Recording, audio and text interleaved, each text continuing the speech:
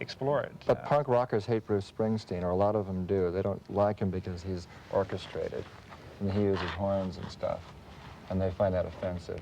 But if they're not going to play Springsteen, who's on the cover of Time and Newsweek, they're certainly not going to play some band that comes in with an equally difficult sound or equally unadult sound, and take a chance on that. Radio is like everything else. It's so competitive, and they play it safe. There are very few stations. There is no underground radio anymore. And they're going to wait. If somebody makes a breakthrough somewhere, then they'll jump in on it. Yeah, I shouldn't agree that there's no underground radio, because I'll hear from the Pacifica Foundation tomorrow. They, I think, still would qualify. KPFK here in Los Angeles. KPFA in San Francisco, I think would qualify as that. We'll continue after these words from our sponsors. Please stay tuned.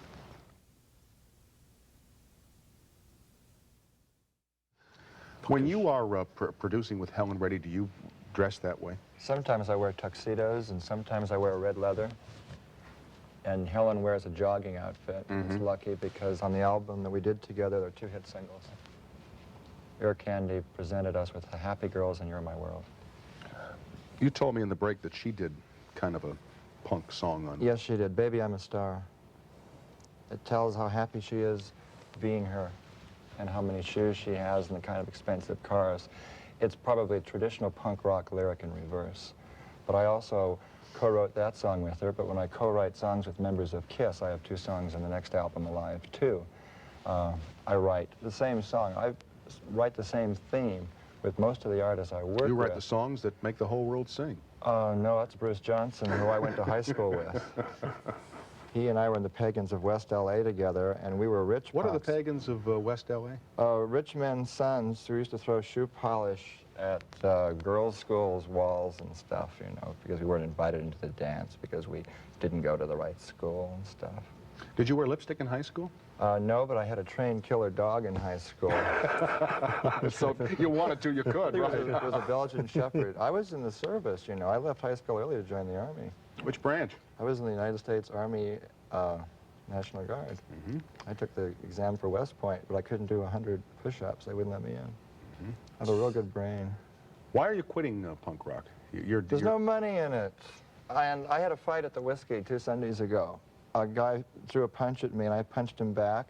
And then he tried to burn me with a cigarette, and then I said, "You've got a great attitude. What albums have you bought lately?" And we shook hands.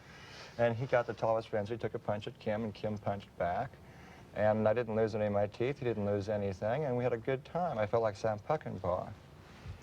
But I don't feel I need to do that anymore, now that I'm branching out, being on your show and everything. Is that a part of this punk thing, people hitting each other? I think... According to the Rolling Stone piece in London, yeah. it is, yeah. Well, I'm really, as you can tell, a Burt Reynolds type. There's no question. Yeah, you're macho personified, no question about it. I can defend myself anywhere, on any level. Burt wears different nail polish from yours, but... That's true. I have a good time. But then his hands are smaller, so it probably wouldn't be right. I had a 410 batting average in high school. You had a 410 in high school? Yes, I did. Fantastic. What was your favorite flower as a youth? Green things. No, flower. Color is next. I don't know. You got me, Tom, on a clever question. Can I plug all my bands? Is that... No, don't do that.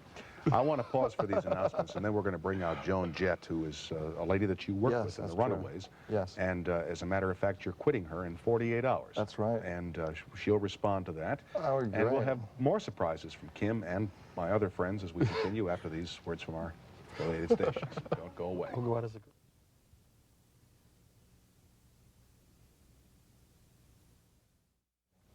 Joining us now are 2 young performers, up-and-coming stars in the new wave of rock music. Their names are Joan Jett, who is a singer and guitarist for the Runaways, an LA-based band composed of 5 girls, and Paul Weller, who, I beg your pardon? 4. 4?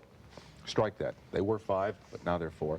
And Paul Weller, who is 18 years old, the lead singer of a British group called The Jam. We saw them on a little piece of film at the start of the show. He prefers to be known as a new wave artist because punk rock is a label invented and exploited by the media. Is that true? Did we make it up? And not the musicians?